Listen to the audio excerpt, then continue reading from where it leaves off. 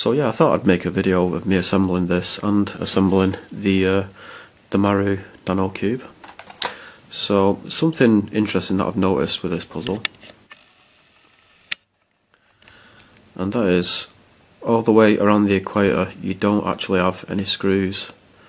You just kind of got these like plastic things instead. But then on this layer you do have a screw which is really rusty, and on this layer you've also got a screw as well which isn't rusty, so I just find that quite strange. This layer, it's a lot more looser than the other layers, and this layer, it's quite a bit more stiffer than the other layers, so I'll adjust the tension after I've basically assembled this puzzle. So here are the pieces, the paper tiles that you put onto the puzzle. They've got like these perforations, you know, so you can like punch them out of the paper. Kind of remind me of like postage stamps. And yeah, the colours are quite interesting because you don't have a white face. You've got two different shades of green. These almost look like two shades of yellow, but I mean that's definitely yellow, but I think maybe this is just like a very kind of washed out pastel orange, but it does kind of look yellow as well. But yeah, so let's make a start on this. So here are the tiles. Hopefully I've got enough for the puzzle. And I'm just doing this on the cube bag because I don't want these are the ceramic tiles, I don't want them to scratch up the plastic, so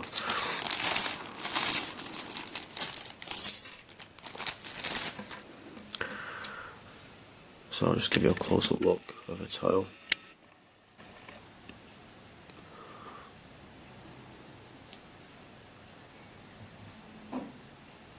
So it's interesting how you've got like this square in the middle. So let's start punching out some of these paper tiles.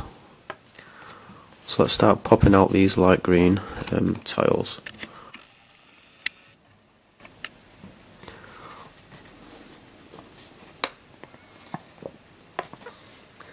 Okay, I'll use this craft knife.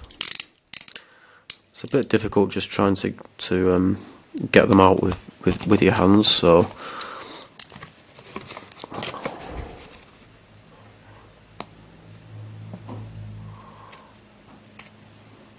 it's a bit hard to see what I'm doing because this knife is creating a shadow.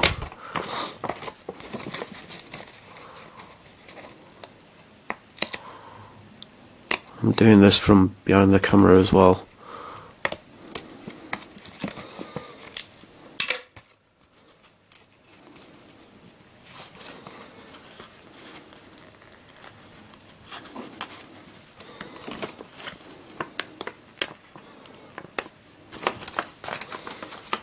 So the whole point of this cube really is that you can just customise it yourself. I mean, you could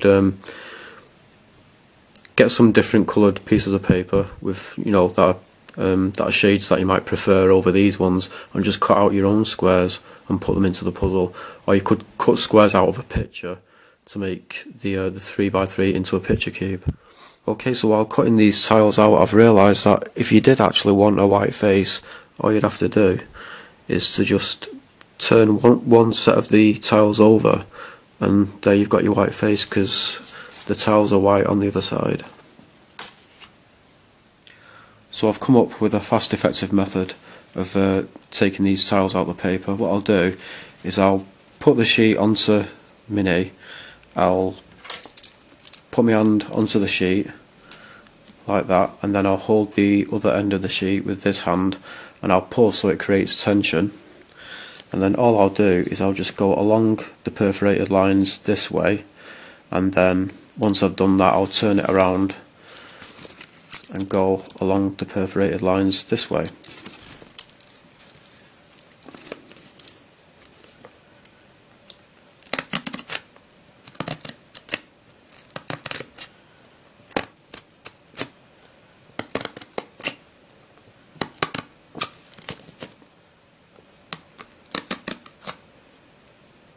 So So yeah, these shades, they don't look too bad when they're actually under a bright light. Kind of in normal lighting they just look way too kind of washed out and faded. But under a bright light they don't look too bad at all. Let's see.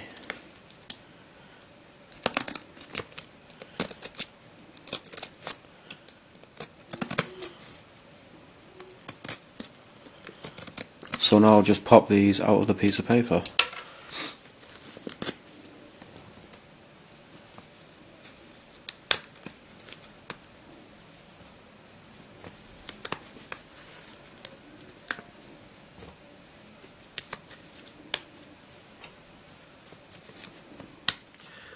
Okay, so that's all of the paper tiles punched out. So before I put them onto the cube, I'm actually going to remove the flashing off these plastic tiles.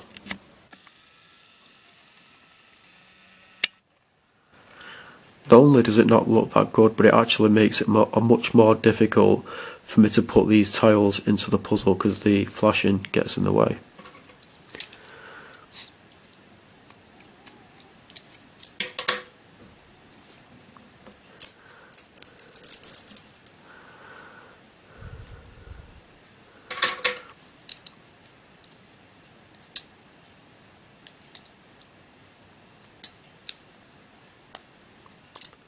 Okay, so I've taken the flashing off all of these tiles. I did notice this one. It's like a deformed one. I was thinking, shit, you know, that's going to look really awful on the puzzle. And then I thought, actually, maybe you actually get more of these than what you need. And yeah, I worked out that I'd need 54 of these to cover the whole puzzle, and there's actually more than 54 of these. I didn't count the whole lot, I just counted up to 54. I think maybe there's 60 or 70 of these in total, so you do get a lot of spares, which is good. So yeah, let's start putting these paper squares onto the puzzle.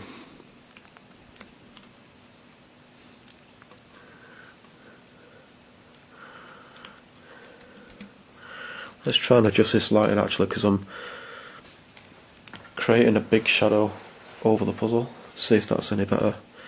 Yeah. Let's zoom in a bit more as well actually.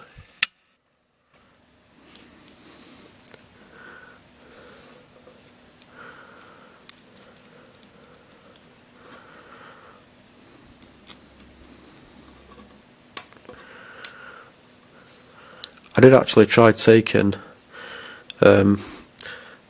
because I've put like a plastic tile over this paper square. That's what I did before. I've actually tried taking the plastic tile off and I just can't take it off at all.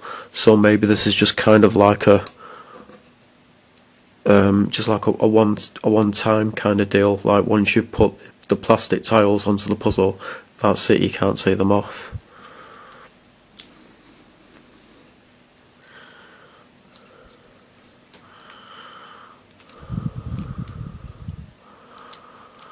Yeah, they don't exactly look that neat really.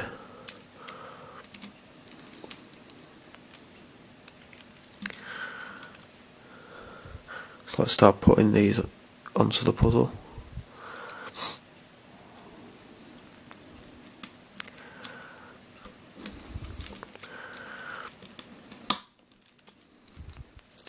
Yeah, I've noticed on these plastic tiles, so you've got like a little tab there and a little tab there, and I guess it's these little tabs that kind of hook the plastic tile onto the puzzle, if you know what I mean.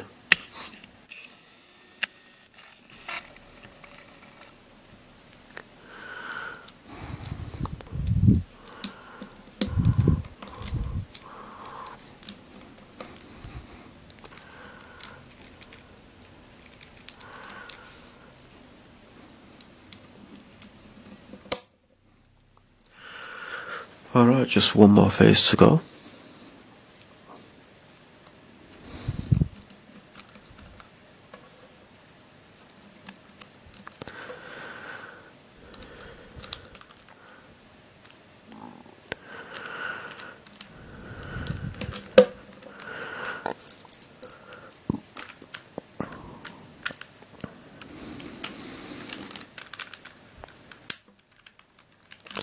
See, sometimes they come off easily, but other times they don't.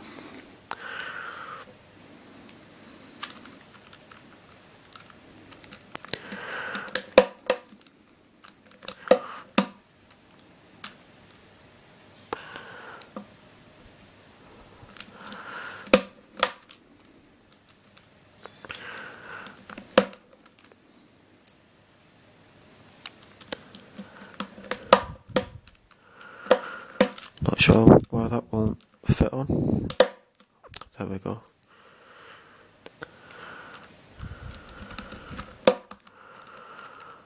Okay, so that's almost everything done except for this centerpiece and this centerpiece.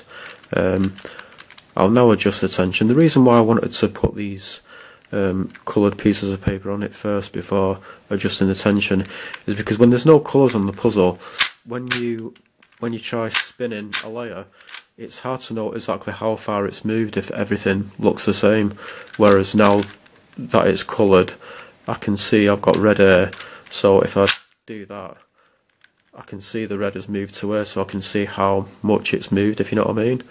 Whereas if it was all clear, for all I know, this part of the puzzle, when I do that, it could be over there, if you know what I mean. So, but yeah, I'll adjust the tension and then I'll come back. Okay, so I've managed to adjust the tension for this face and the tension for this face. So all of the faces on the puzzle now, they feel pretty much equal as far as like the tension is concerned, like how much they spin. So yeah, let's put in the final two pieces of card for the puzzle.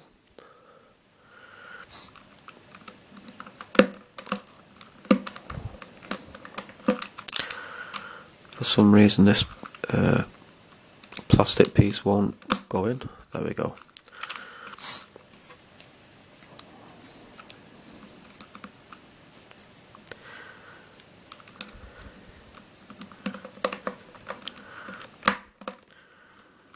And there you have it, the puzzle is now assembled.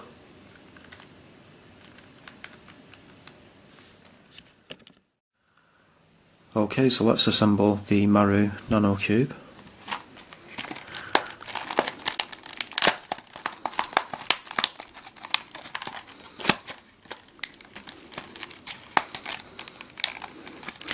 Let's see what we get in this pack.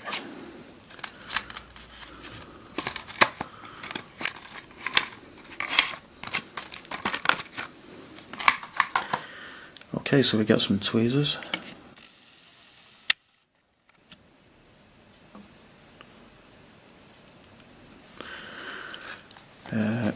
We get this, so you can actually cut out a cube stand for it. I don't think I'll actually cut out the cube stand. You can make like a cube cup as well. I guess that's like a box for the cube. There's instructions. Please cut off the shapes behind this side with a knife.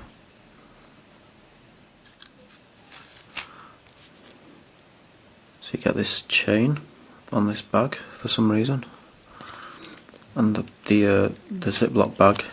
It's a really thick bag actually. It's not. It's more like an actual plastic wallet. That's quite interesting. So it contains the stickers. You got dark blue, red, green, white, orange and yellow. Yeah, just kind of normal shades really. They look nice enough, although I do prefer light blue over dark blue.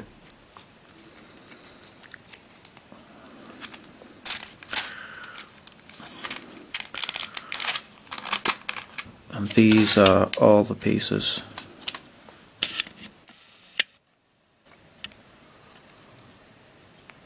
So let's start assembling this. Okay, so let's start making some corners. I can see why you need the tweezers now, because trying to get a piece out with your finger and thumb, it's very difficult. I guess you could tip all the parts out, but then they'd get mixed up. So it is a little bit difficult for me to see what I'm doing right now because I've had to take my contact lenses out because when I'm looking at something very small close up, which is what I'm going to have to do while assembling this puzzle, my vision is kind of blurry, you know, if I'm wearing glasses or contact lenses, so I have to actually take them out. But then that means if I'm looking at something that's you know, a bit further away, it can be a bit difficult to see what I'm doing properly. Okay, so I'll show you how these pieces look.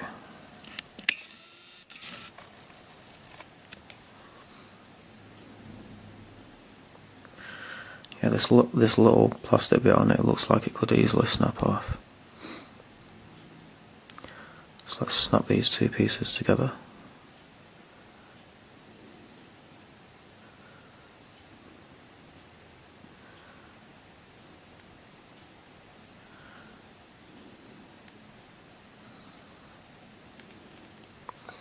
It's a bit difficult pushing them together.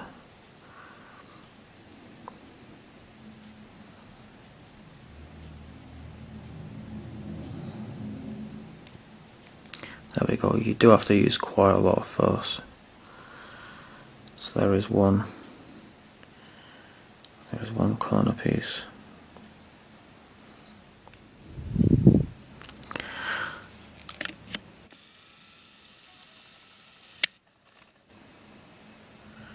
So this piece, it has got some flashing on it there, which might stop the two pieces from, you know, fitting together properly. It might kind of get in the way.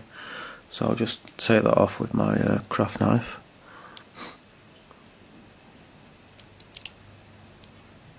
That came off pretty easily.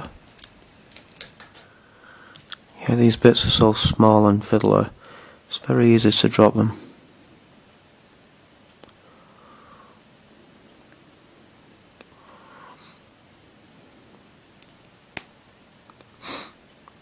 That's another piece done.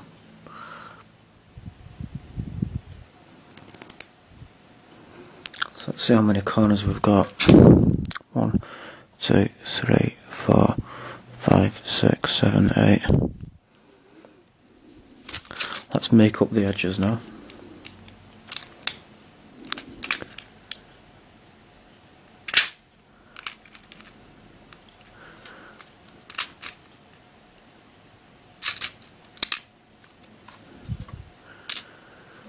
So I'll show you what they look like.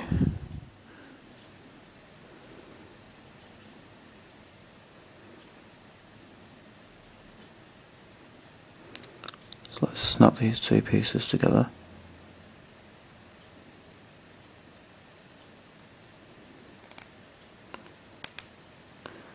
There is an edge.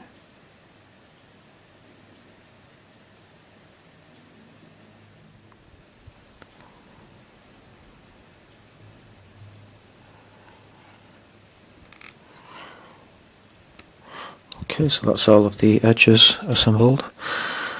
1, 2, 3, 4, 5, 6, 7, 8, 9, 10, 11, 12. Okay, so let's start putting the centre pieces on one of these cores.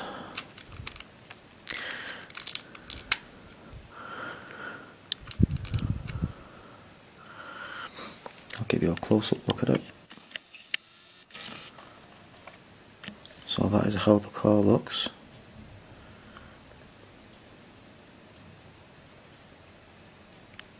Sorry about the dark shadows.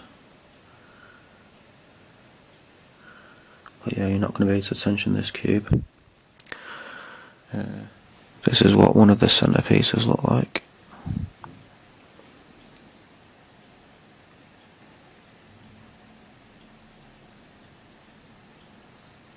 So it just basically snaps onto the core.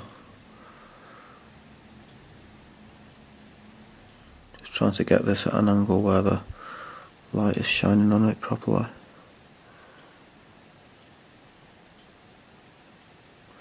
Worried about breaking this because you do have to use quite a lot of force.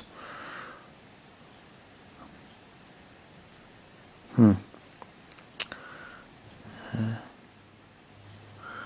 think I have heard about these cores breaking.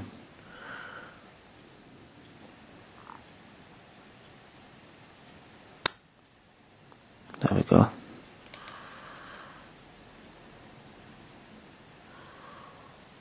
I was expecting it to spin really freely, but it doesn't.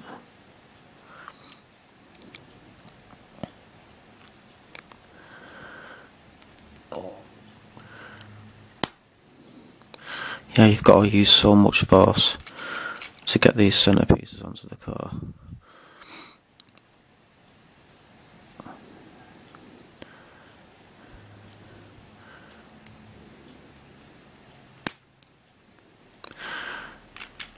Every time I try to put a centerpiece onto this, I'm worried that the car is going to break.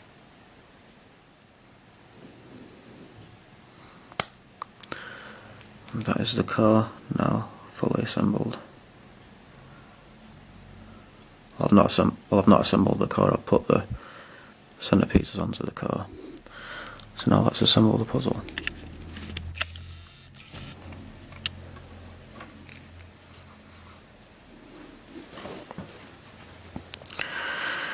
It's going to be a bit difficult trying to do this behind the camera.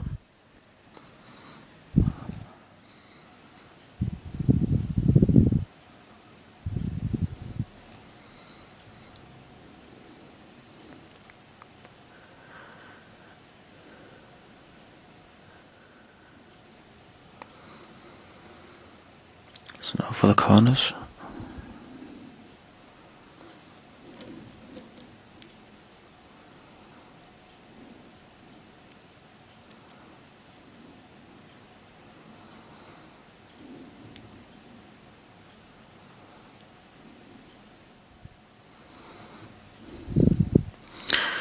When I try and put a piece onto it, I'm casting a really dark shadow over it, so it's making it difficult to see.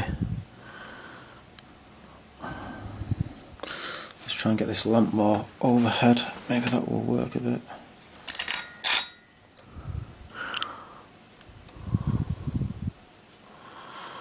Last piece.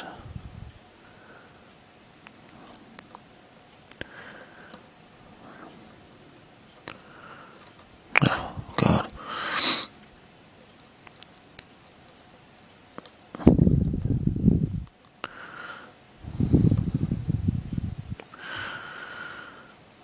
Yeah, a lot of this footage is probably going to be pretty useless really, because a lot of the time when I'm fitting the pieces onto this puzzle I'm just casting a really dark shadow over it, so it's probably going to be really difficult to see what's going on in the video.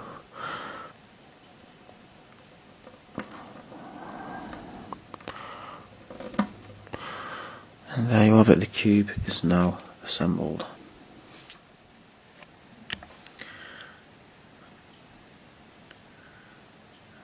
Okay, so let's stick this.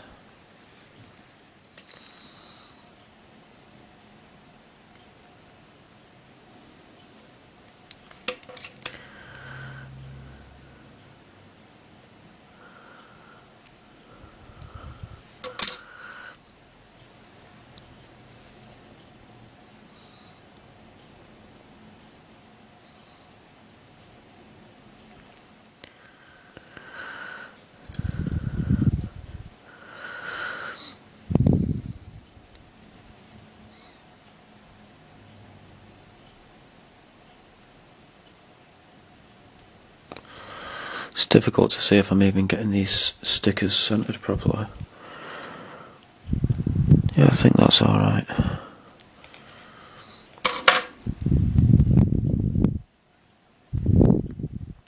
I'm actually going to do the rest of the sticking. I'm actually going to do the rest of the sticker in off camera because it's too difficult trying to do this behind the camera. Okay, so the Maru Nano Cube is now fully assembled and stickered. Getting the stickers on straight was quite difficult because they are so small. I mean, if you're stickering like a normal sized puzzle and your hand trembles just a tiny amount, that's not really going to make any difference to anything, you know, when you're placing the sticker. But on a puzzle this small with stickers this small, even if your hand trembles just a tiny amount, that can make a lot of difference to how the sticker gets placed, if you know what I mean. So it was really difficult trying to get them on straight. But I think overall, I think the stickering has turned out quite well. It did take a long time for me to sticker it, and yeah, turning is pretty much fine clockwise. Anti-clockwise, it does tend to lock up a bit, but I found that what helps is to just like squeeze the layer when you're turning it anti-clockwise, and that helps it turn better. So yeah, that is pretty much it. Thanks for watching.